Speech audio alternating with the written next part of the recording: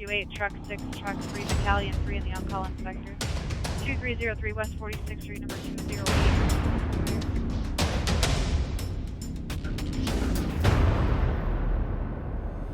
Thanks for joining us for our newest episode of Sioux Falls Fire. In this episode, we're going to go to a structure fire where we rescued some four-legged friends. Then we're going to learn about some summer safety with barbecue grills, fire pits, and fire tables. Lastly, we'll take a look at our newest fire station that is being built. All of this and much, much more.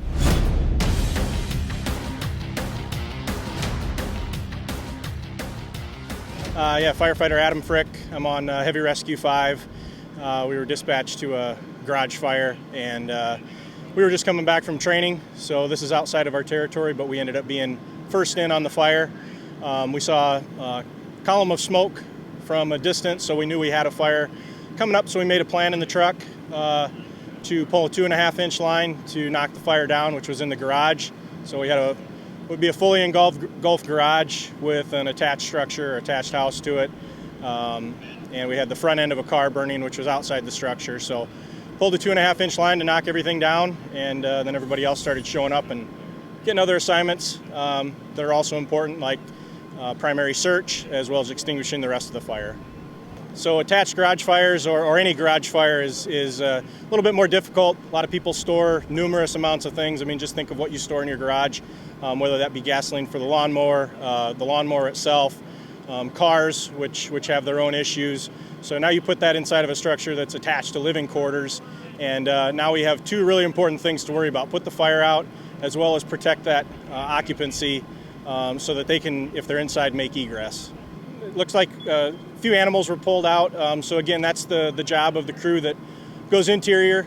So you know, two really important things you want to happen simultaneously at a fire like this. You want the fire to go out, and you want to be able to perform a search. So with two crews like we had right on top of each other, we were able to perform those almost simultaneously for the best of both worlds.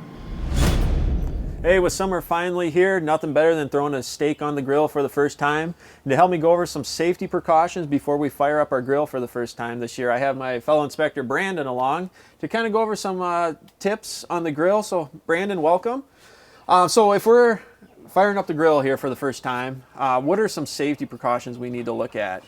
Well, as we have here, this is our typical grill that you're going to see on most decks throughout the city. It's got 5 burners on this one. First thing we want to check is that our grill is just in good working condition. Hasn't been dinged, the lid isn't jarred off from the long winter that we've had. Then we're just going to open up the lid, and we want to make sure there hasn't been any critters that have been sneaking in here and find a nice comfy spot to lay. So once we make sure that there's nothing in here living or something in here that's maybe passed away, we're going to look at the cleanliness of it. So cleaning our grill is maybe one of the more safer things that we can do. So we want to have a nice clean grill. I'd recommend cleaning it, after every 3-4 uses that you have. So regular grill setup, we have our grates, we have our top grate. One thing I want you guys to look at is down here we have our propane lines where they come up from the bottom of the propane tank. We want to take these off and want to make sure that these are in good shape. There isn't any rust on them. There isn't a big rusted hole that would allow more propane to come out on one certain side. And we just want to make sure it's nice and sound. Look at the over condition of the entire grill. Make sure there's no rust spots not falling through. If it is, it's time to get a new grill. All right. Now, after we look at everything, where's a safe place distance away from your house should you be? Recommendation is to keep the grill, about 3 feet away from the house. One thing we really want to make sure when we're doing this, we're not inside any enclosed structure starting the grill, and we want to look at what's over us. Is there is there an eave, or is there a soffit hanging over? What happens there, we get the grill up close to the house and there's a soffit up above it, it's going to trap that heat, and the heat's going to go nowhere. Pretty soon, we're going to have melted siding, and it could lead to a structure fire. All right. So okay. 3 feet away, make sure there's nothing above you when you're grilling. Okay.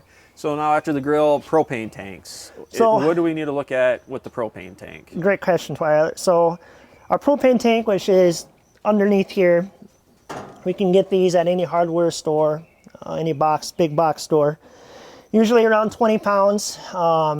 Our connections are going to be big on this. So if we have improper connections on our propane tank, it's going to lead to expelled propane, which could cause problems obviously, and it's going to cause a hassle for you because your propane tank is going to empty out a lot faster than you want to. So a couple things we can do, we can make sure that the fitting's on tight, and we can do what's called a bubble test, where we get some dishwasher soap or dish soap and put it in with some water. We're going to spray it on there or brush it on there with a brush, and slightly turn on with a quarter turn on and see if it bubbles up. If it does bubble up, it's telling us that it's leaking. If it's nice and tight, it's telling us that it's not. And then also one thing with the propane, every time we turn on the grill, once we use it, we turn back off the propane so that's off, so we don't get any miscellaneous bumps on the grill, and it turns off, or it keeps expelling propane when we're gone. Another thing too I should talk about is starting the grill. So when we turn that propane on, right here is our ignition, as you can hear it. You have this on right now, so we're going to turn it off. So we're lighting it right here, you can hear that. You don't want to hold this for more than 5 seconds. So what's that's doing, this is going to be on. You can smell propane right now. If we close this and we get a big buildup of propane and we light it up, you can have a gas explosion. And that's one thing that we want to be aware of. So 5 seconds on here, a little bit of propane. If it doesn't, close the lid, back off, wait 10, 15 seconds, open the lid back up, turn the gas back on, try again. All right. All right, Brian, another common thing I'm starting to see on a lot of decks is these accessory fire tables, fire accessories. Can you tell me a little bit about these? What are the regulations on these? Should we keep these away from the house as well? Yeah, so the big thing, like you said, really common now are the propane accessory tables like this. They can be a lot longer, or even the fire pits now that are propane fed. Same thing is going to apply to those as to a grill. We want to keep them away from the house. Not into a closed area. Make sure that we're not hanging or putting them underneath our soffits. Also, no combustibles inside those, just like we wouldn't put paper inside of our grill when we're grilling. A lot of people are going to have these are called lava rocks. That's not charcoal, believe it or not. We're not putting charcoal in there. So there's lava rocks, glass rocks that are going to go inside these, but pretty much the same things. We want to make sure underneath with the propane tank that we have on, in this case, this runs off a 1 pound propane cylinder, that we have a good strong connection. Just like when we talked about on the grill, we want to do our connection test with the soapy water to make sure we have no leaks. But other than that, same rules apply for these fire pit tables. All right, sounds good. Yeah. Brandon, is there anything else that you'd like to tell everybody about just anything with the grill safety, fire pit safety? You know, obviously when you're dealing with heat, there's always a hazard to burn yourself. Never want to leave these unattended. Always want to keep a good eye on them. You don't want your kids playing around with them. Just try to eliminate all the hazards that you can so you can keep your family safe. All right, Brandon, now we're back here in the backyard. Another thing people like to enjoy in the summer is these fire pits. What are some regulations on the fire pits, some safety precautions we got to watch with these? So we do receive some calls throughout the year of people maybe getting a little bit too crazy with their fire pits. It goes from a fire pit to a bonfire pretty quick, and I'll talk about the difference here. So a fire pit is going to be anything that's 3 feet in circumference or square, and then it can't be higher than 2 feet. And there's a couple of things that it needs to do to qualify for us to be able to use it in the city of Sioux Falls. One, it needs to be either earthen made or earthen pitted fire pit. So what that means is you need to dig it into the earth 3 feet by 2 feet, cover it by block or whatever you need to do, and it needs to be non-combustible. And obviously right here we have our generic fire pit that you can get at any box store. This is also a good piece of equipment, safe piece of equipment that we could use to kind of help eliminate some of the hazards that come along with these things. All right, distance from the house or any other structure. Yep, distance from the house is going to be 15 feet from anything combustible. So our houses obviously are a big one. Trees, anything, a shed, 15 feet. Usually we don't want to put it on grass. It's going to kill that grass pretty easily. So a nice flat surface, 15 feet away from combustibles. One thing too, there is a city health ordinance. One of the main complaints that we get is smoke coming into other residents' houses. So if it's a windy day and they are getting smoke and you do get a call from that, fire department may show up and tell you to possibly put your fire out. Just be cognizant of your neighbors. Don't do to them that they wouldn't do to you that you wouldn't like. So. Now wood, is there certain types of wood we can burn? Yep, so there's only two things that we can put in a fire pit, and one of that is wood and the other is charcoal. There's no other combustible material that we can put in these. You don't want to go to Menards and buy a bunch of green sheeted 2x4s and put that in there. They do treat those with chemicals, so you don't want to be breathing those in. We like to use is just good old wood. This is nice, good, dried out wood. This stuff would burn really easily in here. We don't need a lot of stuff to get it going. We don't want to exceed the limit of our fire pit. We don't want it hanging out. Keep it confined in there, no greater than 2 feet. All right. And let's talk about a little bit if it would get out of hand. So, do we need a water source? What are we looking at? That's a great question, Tyler. We always want to either have, there's a couple things that we can have. One's obviously the good old fire extinguisher. Minimum of 4A fire extinguisher. You want to make sure, obviously, before you have the fire that it is full and in good working condition. You didn't pull out of your boat that's been sitting in storage for 30 years and it's all rusty and old. So we can have a good working fire extinguisher, or we can have a couple other things too. You can have your hose with the water spigot close by that you can have laying by there. It does get out of control. And then we can also use dirt. If you have a pile of dirt, you can throw black dirt on to get it out. Obviously, we never want to leave these unattended. Before you go into bed at night, make sure this is completely out before you go back in, especially on those windy days. We don't want embers coming out of there and flying and landing on your neighbor's roof. Now, a common thing I see with these embers, or with the ashes and everything, is a lot of people might want to throw them in their garbage can right away. How long should we let these sit? Should we soak them first? Or what's the correct way to dispose of your ashes? So I would say the correct way to expose your ashes, when you go in, make sure they're nice and wet, there's nothing glowing. Come out the next day, there's no smoke, nothing going on still. There's no heat from it. After that, you can expose from it. Perfect. Is there anything else that we should know, Brandon? No, I think obviously this is something that me and my family like to enjoy throughout the year. As long as you're being safe with it, I don't see any problems happening. All right. Well, Brandon, I appreciate your time. If you do have any questions about anything we talked about today, log on to the website, siouxfalls.org/fire. Down here at Central Fire Station today, we're going to talk with Captain Tim Schillerstrom here about some of the differences that we've had to adapt to with the COVID experience. Well, thank you, Ryan. So normally when you see firefighters responding to a medical emergency, there are other things that we have to be concerned with. Right now the world's kind of focused on COVID and our current pandemic, but there are other bloodborne pathogens and other communicable diseases that firefighters may be exposed to. So when you see a firefighter responding to your home or to your family with a medical emergency, you're going to see us in our duty uniform. We're going to have eye protection to protect our eyes from splashes, and we're going to have EMS gloves on, very similar to what you would see in a clinic or a doctor's setting. And this is what we typically do. This is what we would typically wear on an EMS call to help protect not only the firefighter from your germs, but protect you, the patient, from our germs. Okay. So how has things changed with COVID? So with COVID and the current pandemic, there's obviously a heightened possibility of sharing of germs and the transmission of the virus. So we have a tool.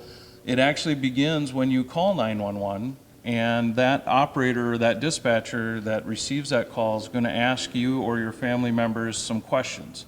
They're going to ask you things about, have you had a dry cough? Have you been feeling well? Have you been traveling? And based on how you may or may not answer those questions, they're going to tell us as the responders that the COVID survey tool is positive or the COVID survey tool is negative.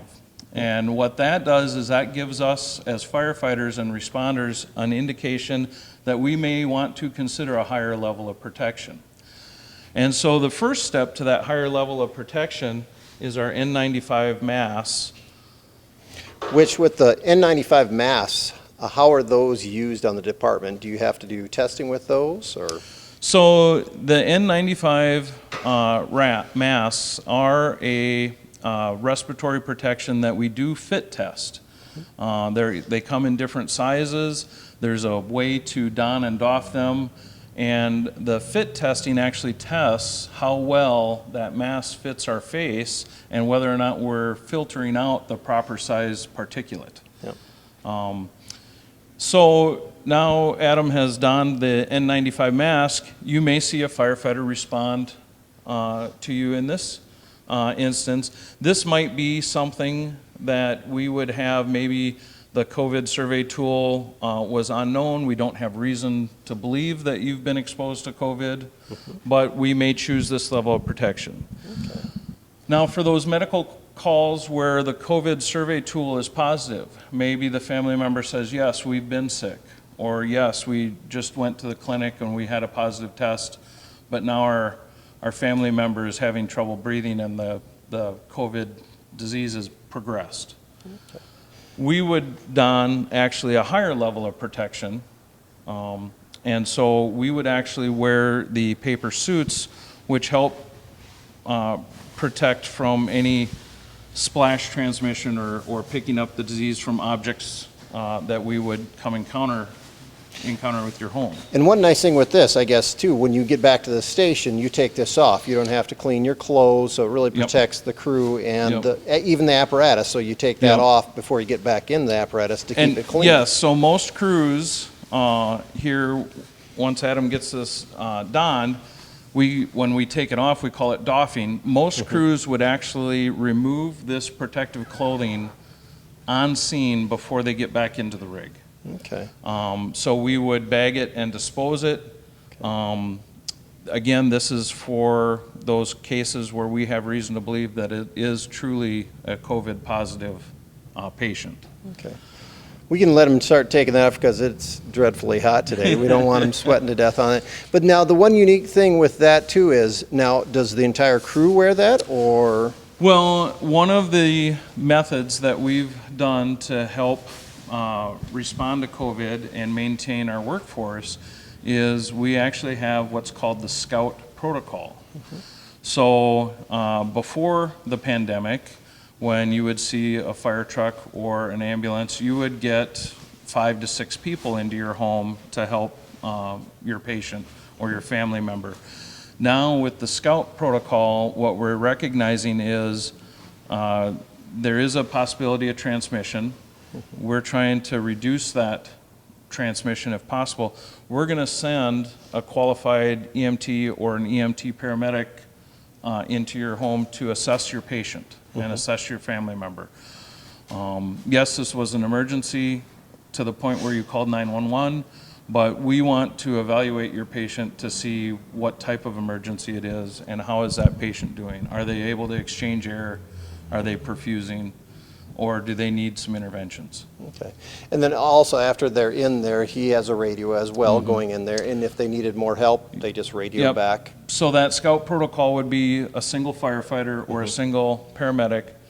They're gonna do a quick patient assessment. They're gonna communicate with the rest of the crew what type of equipment they may need.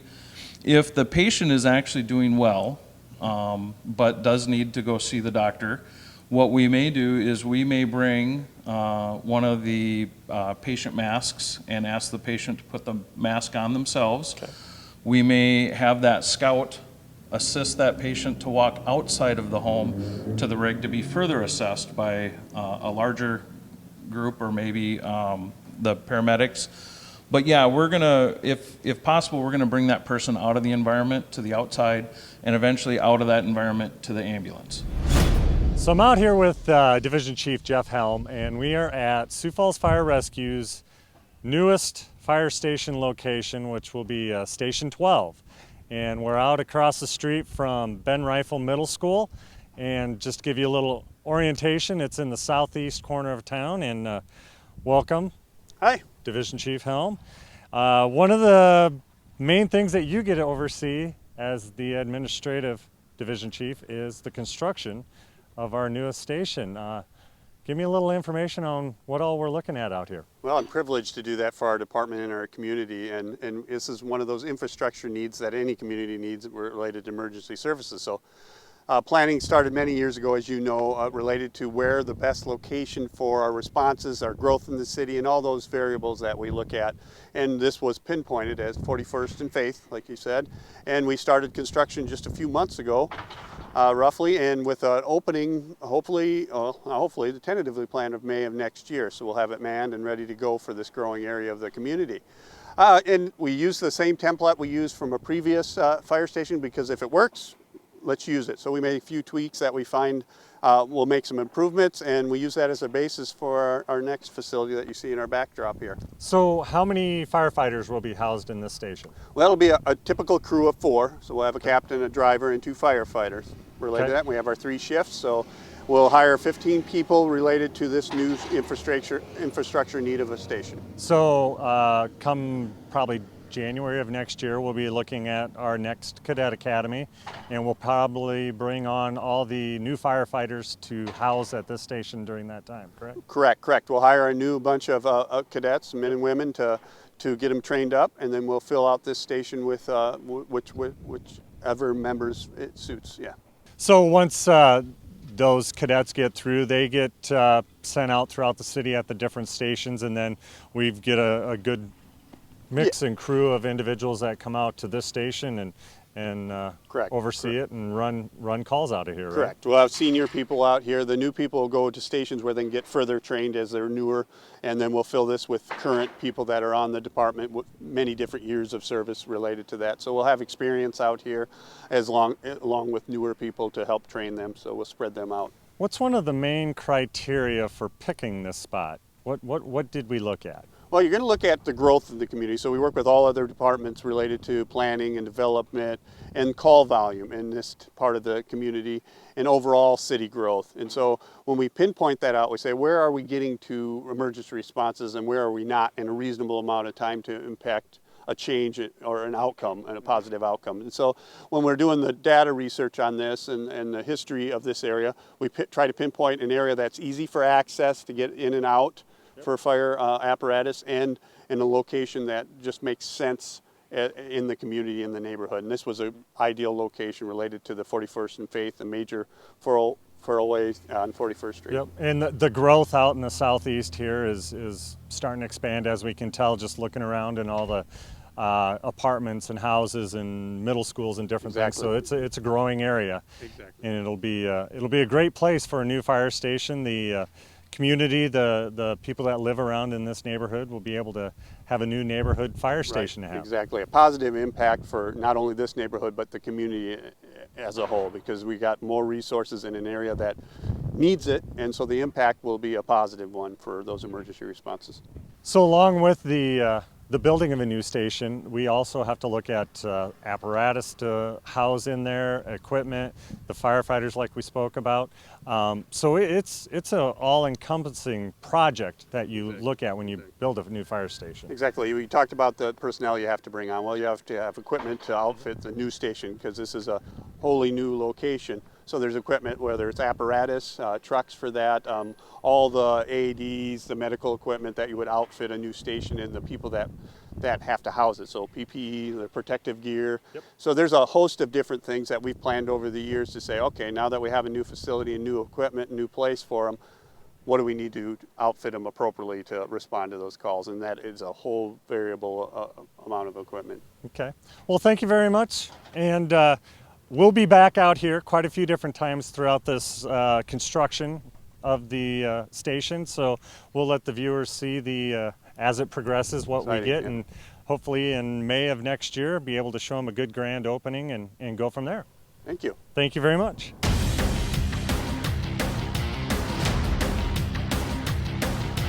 Today we're at Central Fire Station, and we're going to go through a truck check on one of our unique rigs down here with, who do I have with me today? Brandon Glazer, sir. All right, Brandon. So tell me about this rig, why we have it, what we use it for, and why it's down here at Central. Well, this is our Can-Am, our UTV. It's down here at Central because we use it a lot for especially events downtown here. We use it especially a lot on the bike trail too, where we can't get a truck down. So it comes in handy for that. And then we also use it for our wildland urban interface areas around here. Okay. What it's kind of unique with this compared to like even our wildland pickups and stuff? Just the fact that they're kind of more mobile. You know, we got our compressed air system on here. Holds 25 gallons of water. And we also have some EMS gear on here as well. Okay. So one of the unique things, I know I've actually had to ride on this back in my career too for the marathon, is just being able to get around people easier. It maneuvers really well. What are some of the other benefits? I mean, you can only take 2 people on this one. Correct. one of the unique things though too is just getting into different spaces. What are some of the areas that you've been able to make it into with this rig? Like I said, there's a lot of areas downtown, kind of off the road, kind of going through some trees and stuff like that. Just like I said, the wildland urban interface areas that are pretty tight to get through. Okay. And then the system back here, this is kind of unique. We don't have this on too many of our rigs. What does this do? So it's a calf system, so it just allows us to add foam to the 25 gallons we got back here, and it just allows us to make that 25 gallons last a lot longer. Yeah, definitely. Because, I mean, with this rig, you can't haul a lot of water like on our regular fire trucks. We have up to 500 gallons on those, so this can't haul that. But you can get into a lot of different areas, and then that foam will go a lot further with this rig. So, Brandon, how many of these rigs do we have on Sioux Falls Fire Rescue? Currently, we have 2 of these on Sioux Falls Fire Rescue. Okay. How often do they get used? They actually get used quite a bit. Like I said, we got a lot of special events that go on downtown quite often, and just other everyday things. So. All right. So what's some of the gear that you have to wear that's unique with this compared to the other fire rigs? Well, we have to wear helmets. All right. So. Why don't you grab one of the helmets and put that on for us? Is it very easy? Oh, yeah.